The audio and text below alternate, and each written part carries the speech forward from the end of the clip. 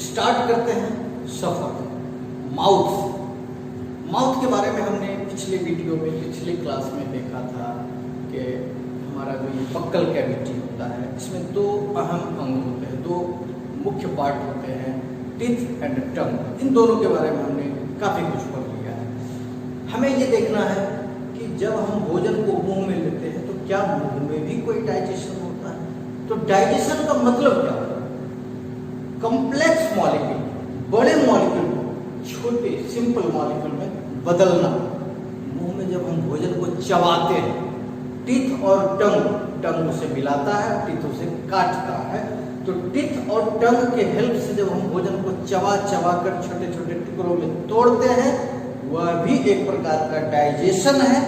वो एक physical digestion है, इसमें किसी केमिकल का यूज नहीं हुआ, किसी एंजाइम का यूज नहीं हुआ, लेकिन वो भी एक प्रकार का डाइजेशन है, जिसे हम लोग फिजिकल डाइजेशन कहेंगे। लेकिन माउथ में, बक्कल कैविटी में केवल इतना ही काम नहीं होता है कि दांत और जीभ मिलकर के भोजन को छोटे छोटे टुकड़ों में तोड़ दें, बल्कि एक और काफी इंपॉर्टेंट इवेंट वहाँ होता है हमारे बक्कल कैविटी में। हमारे बक्कल कैविटी के दोनों साइड सैलिवरी ग्लैंड्स होते हैं, जिसे लार ग्रंथि कहते हैं, जिससे सलाइवा निकलता है। और ये सलाइवा आप गौर किए होंगे, जैसे ही आप भोजन को खाते हैं कुछ देर चबाने के बाद वो चिपचिपा हो जाता है। एक्चुअली इसमें लार आकर मिल जाता है, जिसे सलाइवा कहते हैं। और इस सलाइवा में कुछ डाइजेस्टिव जूसेस होते हैं, जो आपके फूड में जो स्टार्च है, कार्बोहाइड्रेट, ओनली कार्बोहाइड्रेट, आपको कल हमने बताया था, खाते तो बहुत कुछ है, लेकिन यहाँ पर हम चर्चा कर रहे हैं केवल कार्बोहाइड्रेट, स्टार्च, रोटी, चावल, आलू, स्वीट प्रोडक्ट, स्वीट आइटम्स, इन सबों को शुगर में कन्वर्ट कर देता है। शुगर क्या हुआ? थोड़ा छोटा फॉर्म हो गया, स्टार्च बड़ा फॉर्म हो गया, हम दिखाया था चेन बनाकर, और उसे तोड़ दिया शुगर। अब शुगर से फिर ग्लूकोज बन जाएगा, आसानी से बन जाएगा। तो थोड़ा सा तो डाइजेशन माउथ में भी हो गया। इसीलिए कहते हैं भोजन को ज्यादा देर तक चबाएंगे, ज्यादा देर तक मुंह में रखेंगे, तो ये जो सलाइवा है, ये जो लार है, इसके अंदर जो डाइजेस्टिव जूसेस हैं, उन्हें काफी अवसर मिलेगा, उनको काफी मौका मिलेगा कि वे इसके अंदर जो फूड के अंदर जो स्टार्च है उसे वो शुगर में कन्वर्ट कर सके, यानी कि थोड़ा बहुत पचा सके। खैर, माउथ के बाद फूड एक पाइप के थ्रू पेट तक जाता है। इस पाइप को एसोफेगस कहते हैं, इसे कॉमनली फूड पाइप कहते हैं। हम लोग थोड़ा सा इसका पिक्चर भी ड्रॉ करने की कोशिश करेंगे। जैसे ये आपका माउथ है,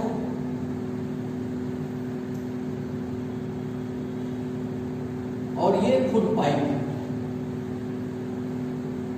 ये माउथ है, आप जब मुंह खोलते हैं तो इतना बड़ा मुंह आपका हो जाता है, और ये फूड पाइप है, जिसे हम लोग एसोफेगस कहते हैं।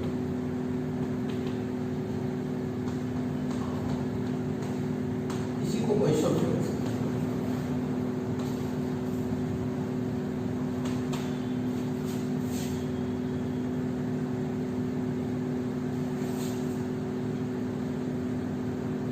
और ये फूड पाइप फाइनली हमारे स्टमक में जाकर खुलता है।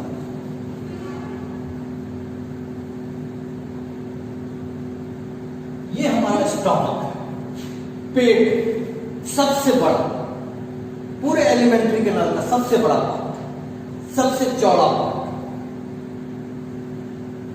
एक सवाल उठता है कि माउथ से फूड चला, स्टमक में आया, क्या इसका किसी प्रकार का डाइजेशन इस पार्ट में नहीं हुआ, जिसे कि फूड पाइप कहते हैं? नहीं, फूड पाइप में कोई डाइजेशन नहीं होता है, बल्कि फूड पाइप भोजन को आगे पेट तक आने में हेल्प करता है, उसे पुश करता है। कैसे करता है?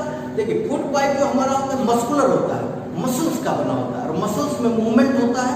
तो देखिए इस ढंग से, ये इस प्रकार से फूड पाइप मूव करते रहता है, जिससे फूड धीरे धीरे धीरे धीरे पुश होता चला जाता है और वो स्टमक में आ जाता है। It means food pipe has no role in digestion. Now digestion starts in stomach. अब स्टमक में डाइजेशन स्टार्ट। तो सबसे पहला चीज हमने माउथ में देखा। माउथ में क्या था? टीथ, टंग, ये तो पचाया है, भोजन। इसके अलावा और क्या था? सलाइवा, लार्ज से हम लोग करते हैं, इसने भी भोजन को डाइजेस्ट किया, भोजन को फूड को डाइजेस्ट करने में हेल्प। ओएसोफेगस जिसे फूड पाइप भी कहते हैं,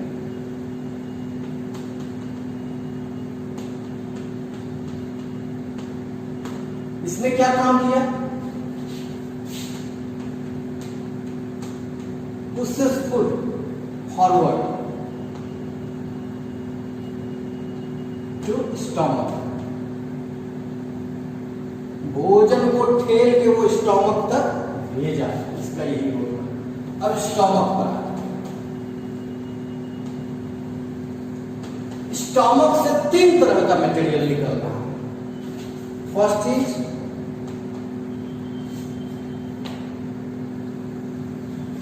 मटेरियल भी निकलता है, मटेरियल तो 2 ही प्रकार के निकलते हैं। इसके ऊपर एक म्यूकस का लेयर भी होता है, बताएंगे। दूसरा है हाइड्रोक्लोरिक एसिड,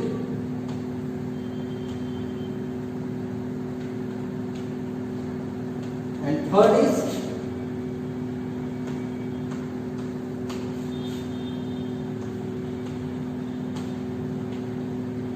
गैस्ट्रिक जूस, या इसी को कहिए आप डाइजेस्टिव जूस।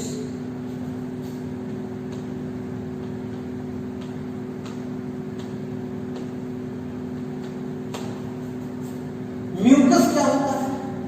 पेट के अंदर एक चिपचिपा पदार्थ का लेयर होता है, एक चिपचिपा पदार्थ। कभी कभी आप गौर किए होंगे, पानी में कजली टाइप का एक होता है, हालांकि वो तो ग्रीन होता है, वो तो दूसरा चीज है, लेकिन कुछ कुछ वैसा। या आपका नाक जब बहता है तो किस प्रकार का मटेरियल है वो, आप तो गौर किए होंगे, बस उसी टाइप का एक चिपचिपे पदार्थ का लेयर होता है जिसे म्यूकस करता। ये क्या है? ये हमारे स्टोमक की जो वॉल है, स्टोमक की जो दीवार है, उसे सेफ रखता है। हम दीवार में प्लास्टर क्यों करते हैं? हम घर बनाते हैं, दीवार में प्लास्टर क्यों करते हैं? ताकि हमारी दीवार सुरक्षित रहे। ठीक उसी तरह से ये म्यूकस एक प्रोटेक्टिव लेयर बना देता है हमारे स्टोमक के दीवार के ऊपर से, हमारे स्टोमक के इनर लाइनिंग के ऊपर से, ताकि हमारे स्टोमक की दीवार डैमेज न हो। Very important word of mucus. Second, hydrochloric acid. Hydrochloric acid निकलता है इसकी दीवार से। इसके दीवार पर कुछ ग्लैंड्स होते हैं जिनसे हाइड्रोक्लोरिक एसिड और कुछ डाइजेस्टिव जूसेस, जिसे गैस्ट्रिक जूस भी कहते हैं, वो भी निकलता है। ये दोनों करते क्या? हाइड्रोक्लोरिक एसिड एक प्रकार का एसिड है। एसिड तो आप जानते होंगे, एसिड कोरोसिव होता है, उसे छुएंगे तो हाथ भी जल सकता है, वो डेंजरस होता है। It can kill small insects and micro organisms. हमारा भोजन गंदा था, ध्यान हमने नहीं दिया, हमारे फूड के साथ कुछ हार्मफुल ऑर्गेनिजम्स भी अंदर चले गए हैं पेट में। हाइड्रोक्लोरिक एसिड उसे मार देता है, काफी हद तक खत्म कर देता है, और फूड के मीडियम को एसिडिक बना देता है। एसिडिक मीन्स खट्टा। क्यों बना देता है? यह जो फूड अंदर आया उसे खट्टा क्यों कर देता है, उसे एसिडिक क्यों कर देता है? जब तक ये खट्टा नहीं होगा, जब तक ये फूड एसिडिक नहीं होगा, डाइजेस्टिव जूस काम ही नहीं करेगा। डाइजेस्टिव जूस, पेट से निकलने वाला, स्टमक से निकलने वाला डाइजेस्टिव जूस एसिडिक मीडियम में ही काम करता है। फूड जब खट्टा हो जाएगा तभी वो काम करता है। और ये करता क्या है? डाइजेस्टिव जूस प्रोटीन को पचा करके छोटे टुकड़े में बदल देता है, छोटे फॉर्म में बदल देता है प्रोटीन को। आपने देखा माउथ में किसका डाइजेशन हुआ था? स्टार्च का। माउथ में क्या हुआ था? माउथ में सलाइवा ने क्या किया था? स्टार्च को बदल दिया था शुगर में। और अब देख रहे हैं स्टोमक में गैस्ट्रिक जूस ने क्या किया? प्रोटीन को सिंपलर फॉर्म में कन्वर्ट कर दिया। Simpler form. आप वीडियो को पॉज करके इन सारी चीजों को आप कॉपी कर लेंगे, क्योंकि हमें स्पेस खाली करना है, हम इसे साफ करने जा रहे हैं। खैर, तो फूड को स्टोमक तक आ गया। स्टोमक में फूड काफी अच्छे ढंग से मिक्सअप हो जाता है उसमें hydrochloric acid and digestive juices वगैरह आपस में उसे मिलाते हैं, काफी हद तक पचाते हैं। और आपको जानकर बड़ी हैरानी होगी, अब वो फूड जो हमने सॉलिड फॉर्म में खाया था, रोटी चबा चबा कर खा रहे थे, चावल चबा चबा, वहां बिल्कुल लिक्विड सेमी लिक्विड फॉर्म में हो गया। आपने लय बनाया होगा, लय दीवार पर पोस्टर साटने के लिए या पेपर को कहीं चिपकाने के लिए लय बनाते हैं आटा का, वैसा ही अब फूड हो गया। और अब वो इस पतले पाइप में आएगा जिसे हम लोग कहते हैं स्मॉल इंटेस्टाइन। तो अब हम देखेंगे what happens in small intestine. इसे अब हम साफ करने जा रहे हैं।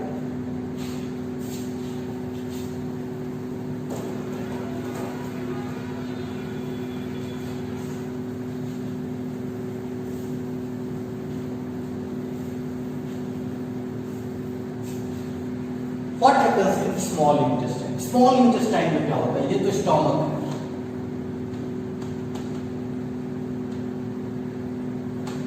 पहले तो हम स्मॉल इंटेस्टाइन को ड्रॉ करेंगे अच्छे तरह से। काफी लंबा पाइप होता है, पतला पाइप होता है, लंबा और पतला। लंबा करीब करीब 20-21 फीट लंबा, आप समझ सकते हैं 20-21 फीट लंबा। तो कैसे हटेगा? इतने ही देर में दूर पे कैसे हटेगा? वो क्वाइल रहता है आपस में, वो सब जब किसी चीज को जैसे हम रस्सी को समेट के रखते हैं उसी तरह से। देखिए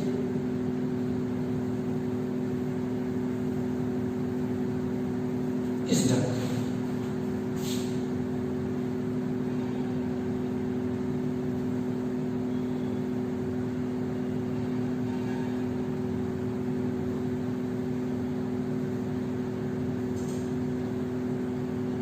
इस तरह से ये स्मॉल इंटेस्टाइन है। आपके लिए पिक्चर ड्रॉ करना बिल्कुल इजी हो जाएगा। हम जैसे जैसे कर रहे हैं आपको वैसे वैसे करना है। बुक वाली पिक्चर हो सकता है ड्रॉ करने में आपको परेशानी हो रही होगी, लेकिन हम बिल्कुल सिंपल तरीके से आपको बता रहे हैं कैसे पिक्चर ड्रॉ करना है डाइजेस्टिव सिस्टम में। अब देखते हैं फूड आ गया किसमें? Small intestine. स्मॉल इंटेस्टाइन का जो शुरू वाला पार्ट होता है, ये वाला पार्ट आप देखोगे इस प्रकार से एक टर्न लेता है, यू टर्न लेता है। यहाँ पर आप भी जब ड्रॉ करेंगे डाइजेस्टिव सिस्टम का तो यहाँ पर एक यू शेप टर्न लेते हुए दिखाएंगे। ये वाला पार्ट काफी शुरुआत वाला 1.5 फीट का पार्ट काफी इंपॉर्टेंट होता है, क्योंकि यहाँ पर दो काफी इंपॉर्टेंट बड़े बड़े ग्लैंड्स का सेक्रेशन जूस यहां आकर मिलता है। पहला है लीवर।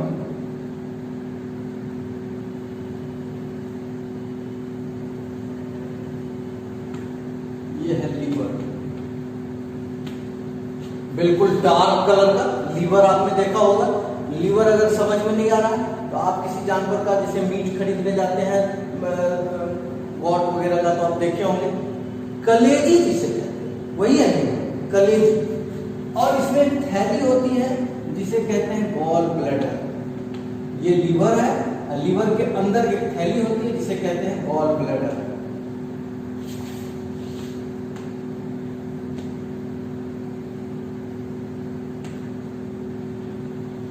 गॉल ब्लैडर, इस थैली में एक प्रकार का डाइजेस्टिव जूस बनता है जिसका नाम है बाइल, और वो थैली यहाँ आकर के स्मॉल इंटेस्टाइन में मिल जाती है और अपना जो जूस इसके अंदर बना हुआ है जिसे कहते हैं बाइल, वो इसी स्मॉल इंटेस्टाइन में लाकर डाल देती है।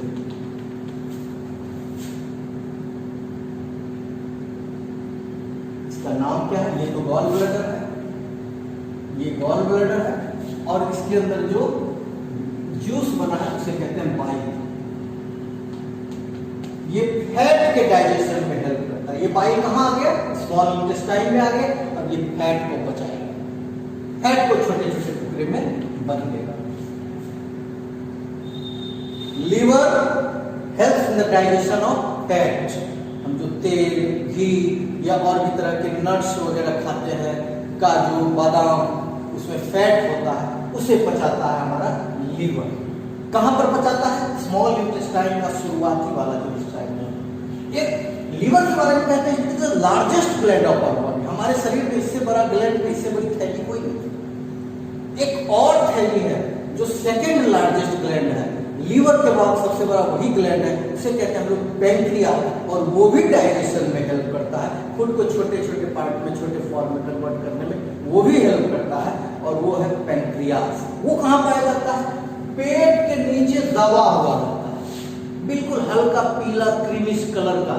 जब आप देखेंगे मीट लेने जाएंगे तो वो पूरा बिखरा हुआ रहता है, कटा फटा बिखरा हुआ रहता है, चादर जैसा, रुमाल जैसा, इस तरह से।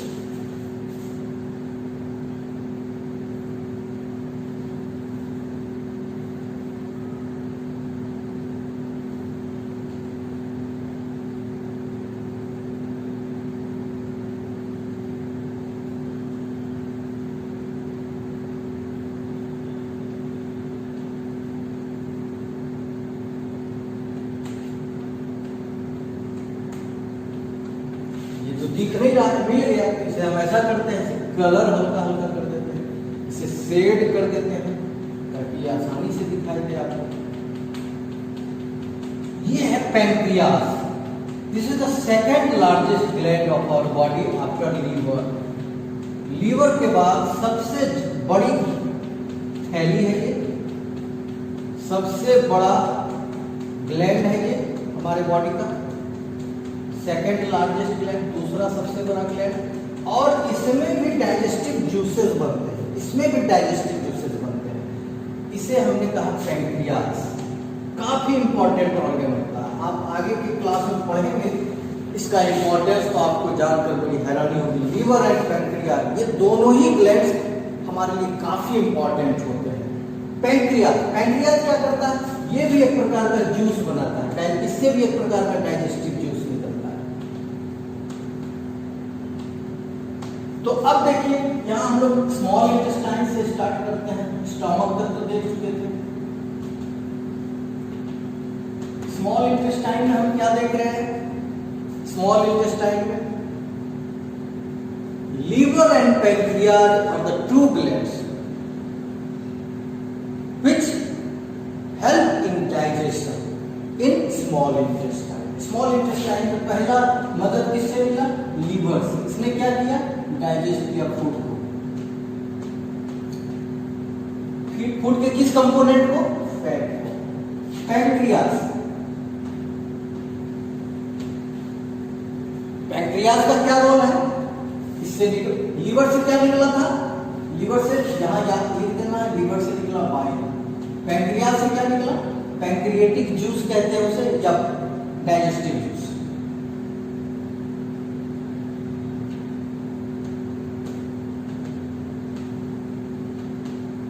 इसने क्या किया? डाइजेस्ट, इस सब को पचाने वाला जूस। इस जूस में इतनी ताकत है, इसमें इतनी कैपेसिटी है। पैंक्रियास से निकलने वाला जो जूस होता है उसमें इतनी क्षमता होती है, वो कार्बोहाइड्रेट को भी डाइजेस्ट करता है, प्रोटीन को भी डाइजेस्ट करता है, फैट को भी डाइजेस्ट करता है। डाइजेस्ट ऑल फूड आइटम्स, सबको पचाता है। सबको पचाता है इसका मतलब क्या? फूड यहीं पच गया तो इतना लंबा ये स्मॉल इंटेस्टाइन का क्या काम है? अभी भी फूड पूरी तरह से सिंपल फॉर्म में कन्वर्ट नहीं हुआ है। अब फूड जैसे जैसे स्मॉल इंटेस्टाइन में आगे की ओर बढ़ता है, जैसे जैसे ये आगे की ओर फूड ट्रैवल करता है, इंटेस्टाइन की दीवार से भी एक प्रकार का जूस निकलता है जो फूड को डाइजेस्ट करता है। इंटेस्टाइन की दीवार पतला पाइप है, बिल्कुल पतला पाइप है, लेकिन उनके जो वॉल्स हैं, उनके जो दीवार है, उनसे भी डाइजेस्टिव जूसेस निकलते हैं, जिसे इंटेस्टिनल जूस कहते हैं। तो पहला डाइजेशन लीवर से हुआ, दूसरा पैंक्रियास से हुआ, और तीसरा इंटेस्टिनल जूस।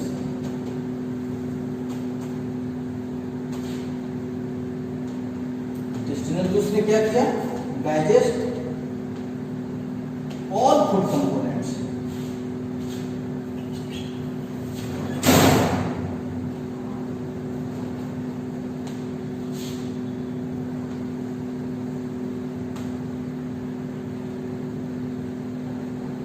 ऑल फूड प्रकार के फूड कंपोनेंट को डाइजेस्ट कर दिया।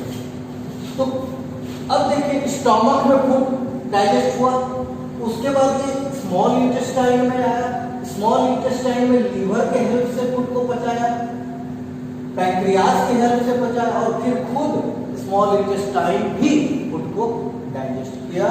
और ये पूरा का पूरा जो स्मॉल इंटेस्टाइन आप देख रहे हैं उससे करीब करीब 8 फीट पहले तक फूड पूरी तरह से डाइजेस्ट हो चुका है, पच चुका है।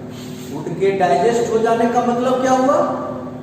Carbohydrate has been converted into glucose. जो हमने स्टार्च खाया था रोटी चावल के रूप में वो अब ग्लूकोज बन गया, जो हमने प्रोटीन खाया था वो अब एमिनो एसिड बन गया, जो हमने फैट खाया था वो अब फैटी एसिड एंड ग्लिसरॉल बन गया।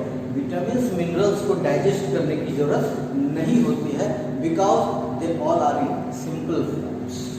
ऑलरेडी वो सिंपल फॉर्म्स में होते हैं, उन्हें डाइजेस्ट करने की जरूरत नहीं है। डाइजेस्ट करने की जरूरत केवल कार्बोहाइड्रेट, प्रोटीन और फैट को होता है, जिसे हमने देखा कि कैसे कैसे।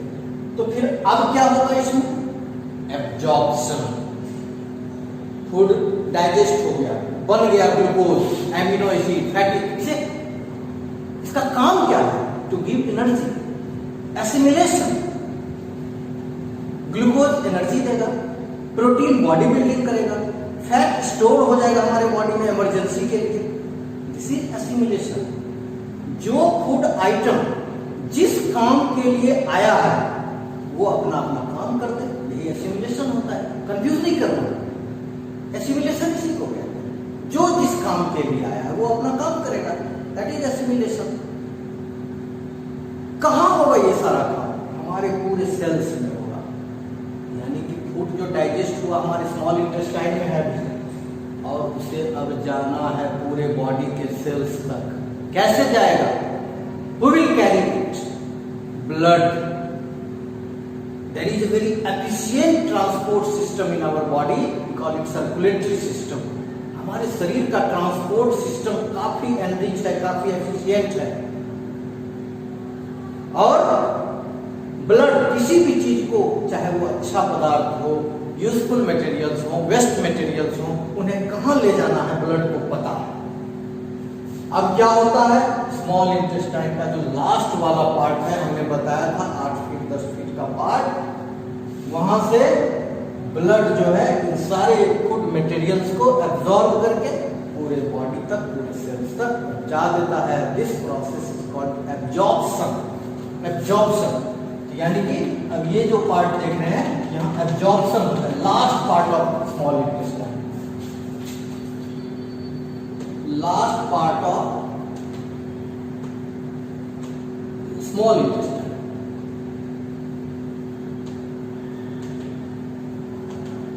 इसमें क्या हुआ? ये क्या किया? Absorption of digested food materials.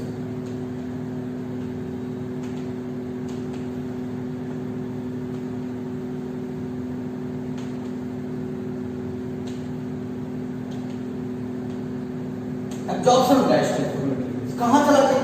सारा फूड चला गया सेल में। अब सवाल उठता है, हमने जितना आइटम खाया था क्या सब का सब डाइजेस्ट हो गया? सारे के सारे फूड आइटम्स यूजफुल थे? नहीं। हम जो भोजन करते हैं उसमें से कुछ मटेरियल्स अनडाइजेस्टेबल भी रहते हैं, यानी ऐसा मटेरियल भी हम लोग खा लेते हैं जो डाइजेस्ट होने लायक नहीं। ऐसे मटेरियल्स भी हम लोग खा लेते हैं जो हमारे लिए यूजफुल नहीं है।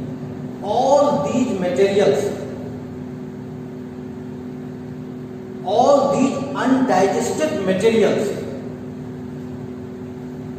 जितने भी इस प्रकार, जैसे आपने सब्जी खाई, आलू खाया, उसका छिलका भी आपने खा लिया, वो डाइजेस्टेबल नहीं, वो पच नहीं सकता। ऐसे सारे मटेरियल्स अब एक मोटे पाइप में चले आते हैं जिसे हम लोग लार्ज इंटेस्टाइन कहते हैं। ये तो पतला था, लेकिन अब जो आप देखेंगे वो एक मोटा pipe.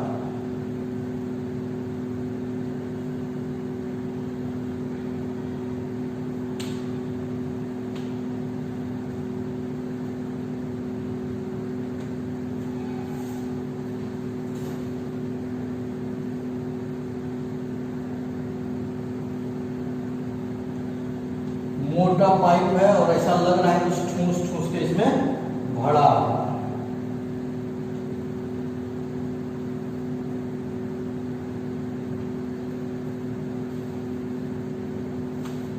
This is large intestine, इसे हम लोग लार्ज इंटेस्टाइन करीब करीब 5 फीट का होता है। यहां भी है ढका हुआ लार्ज इंटेस्टाइन। इसमें क्या होता है, सारे अनडाइजेस्टेड मटेरियल, पानी भी तो हमने पिया है, वो तो अभी इसी में है। Water is absorb in this part, हमारे शरीर को पानी की जरूरत है। स्मॉल इंटेस्टाइन में तो केवल फूड का एब्जॉर्प्शन हुआ था, लार्ज इंटेस्टाइन में ये है लार्ज इंटेस्टाइन।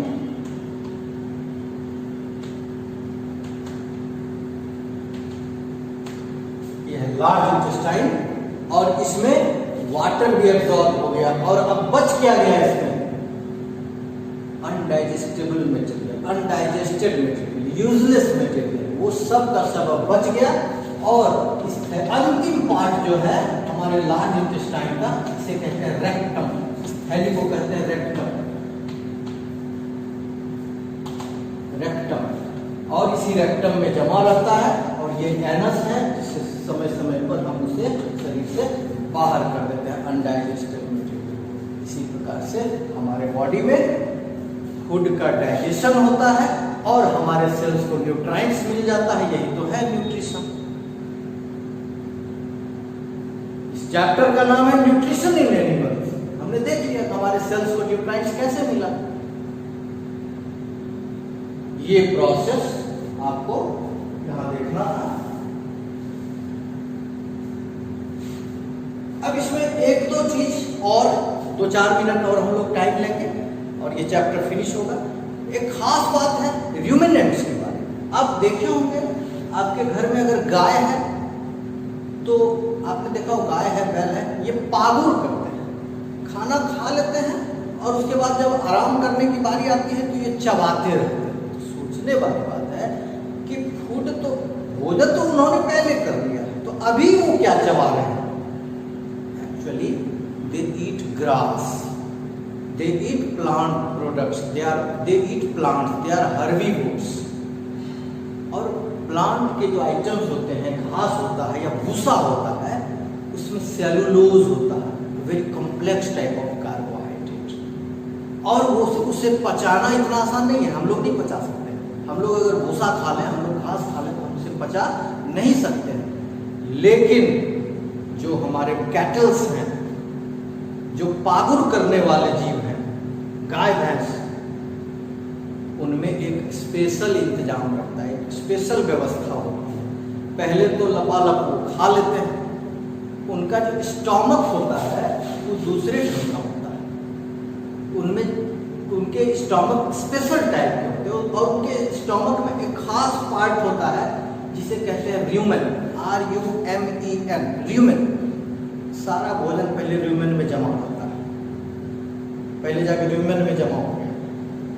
र्यूमेन में एक खास प्रकार का बैक्टीरिया होता है जो सेलुलोज को डाइजेस्ट करने में हेल्प करता है। और पार्टली डाइजेस्टेड फूड थोड़ा बहुत बच गया, अब उस र्यूमेन से फिर से एक स्पेशल नली के द्वारा ये मुंह में ले आते हैं, उसे चबा चबा करके छोटा करते हैं और फिर सेकेंड फेज ऑफ डाइजेशन शुरू होता है।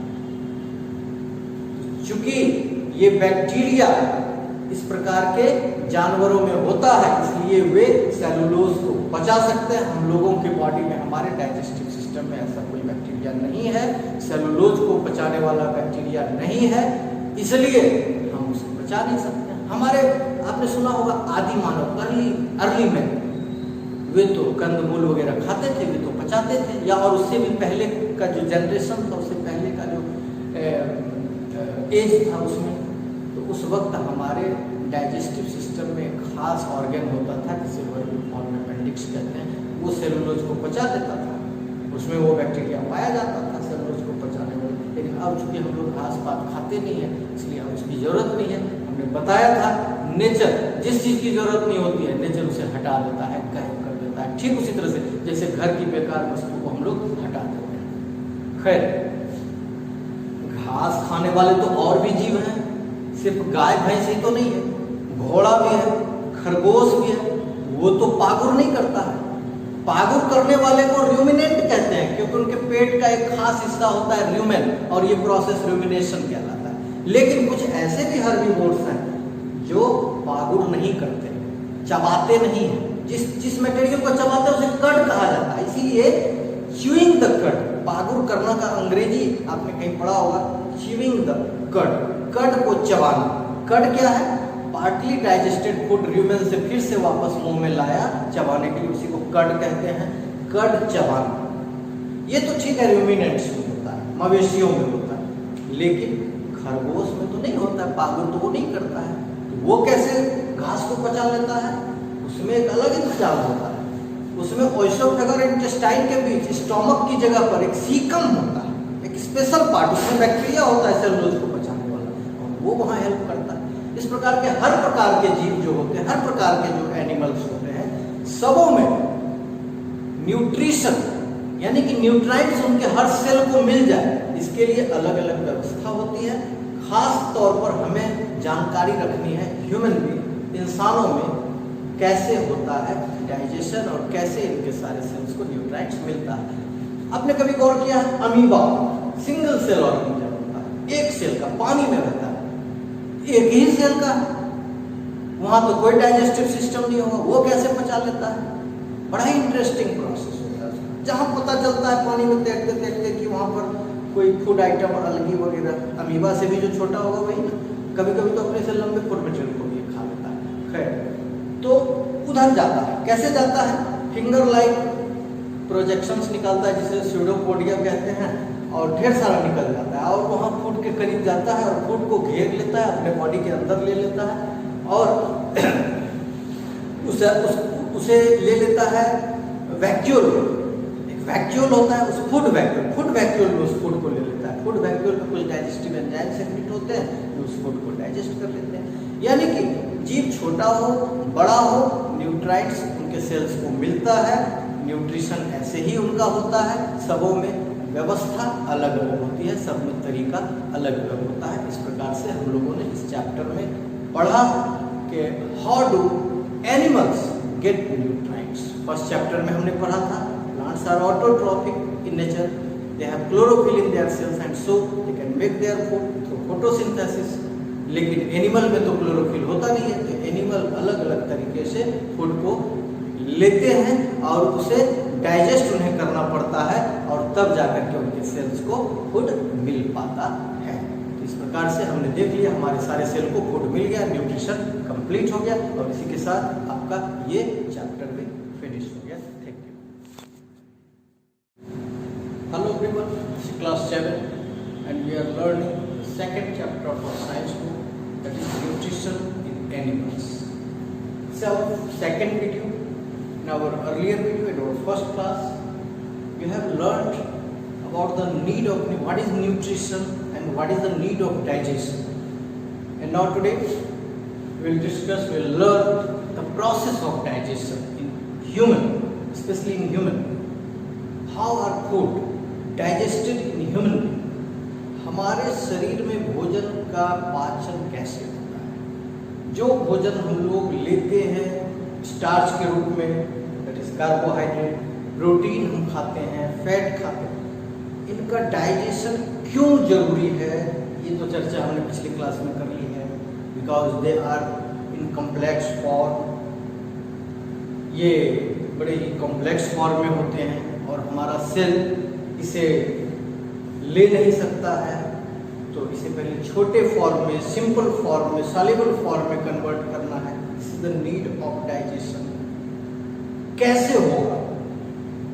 इसके लिए हमारे बॉडी में एक सिस्टम है, फ्रॉम माउथ टू एनस, जिसे हम लोग डाइजेस्टिव सिस्टम कहते हैं, और ये जो पूरा का पूरा एक ऑर्गन सिस्टम है, इसे एलिमेंट्री कैनाल कहते हैं। It starts with mouth and ends to anus. तो हमको पढ़ना है इस सिस्टम, इस चैप्टर में, इस टॉपिक को इस रूप में कि भोजन जब हम मुंह से लेते हैं तो मुंह से वो पूरे एलिमेंट्री कैनाल का सफर पूरा करते हुए एनस तक पहुंचता है। इस बीच में उसमें क्या क्या चेंजेस